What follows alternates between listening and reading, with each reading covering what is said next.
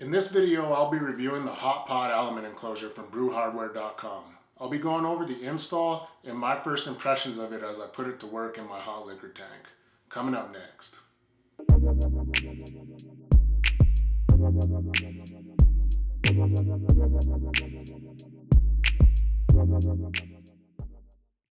Hey everybody, welcome to Brewing TV. If you're interested in homebrew related videos, consider subscribing for future content. So to give a little bit of background on why I'm reviewing the install and the use of this hot pot element enclosure from BrewHardware, I just recently bought some spike kettles that are going to take place of my old my Igloo cooler mash tun and my old Concord kettle that I used for a hot liquor tank. Prior to getting the hot pot, I utilized the electricbrewery.com's type enclosure. And basically what they do is they take a junction box and they create an enclosure that's pretty much permanently attached to your kettle. And that design works fine. I still use it on my boil kettle because I haven't bought my spike boil kettle yet. But it's worked for me for over a year. I've never had a leak with it. The reason that I wanted to go to type of thermocouple enclosure was because I want to have the ability to take the enclosure out at the end of a brew day if I want to do a deep clean at my kitchen sink. I, for one, don't have a sink in my garage, so it's nice to have that capability and that convenience to take your kettle over to the kitchen sink without having to lug a heavy cord behind you. As the install went, this thing puts together very simple.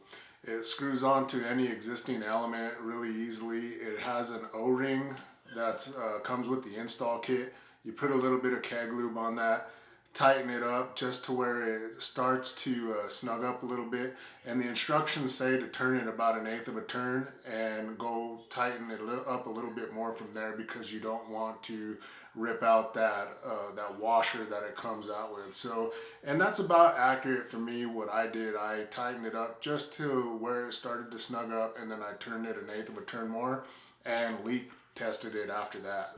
When it came time to perform a leak test, I went ahead and took the element, put it into the kettle, and secured it with a tri-clamp. After that, I poured in water till it was fully submerged and let it sit there for about an hour. After an hour, there was no issues. I went back, no signs of any leak, we were good to go, and it was time to start wiring up the element. Wiring up the element is fairly straightforward. There's only 3 wires involved, one being a hot wire, one a neutral wire, and one a ground wire.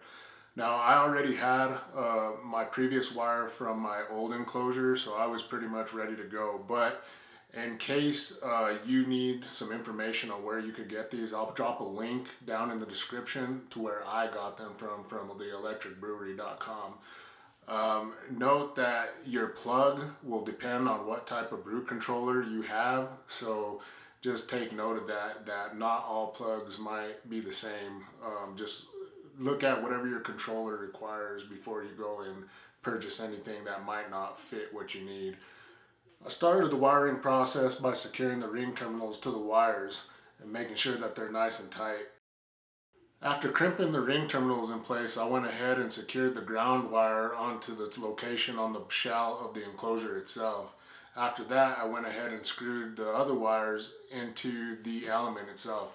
Now, these don't go in any particular order. You could go ahead and put them on any which way and the element's gonna fire just fine.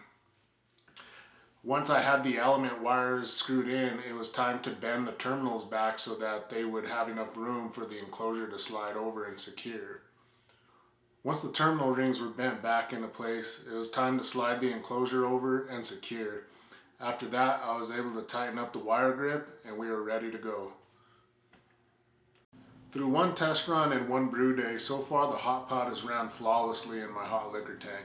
I'm really excited about putting it into my brew kettle once I get a new spike kettle. That way it'll be so much easier for me to be able to take the kettle and take it to my kitchen sink and rinse it out.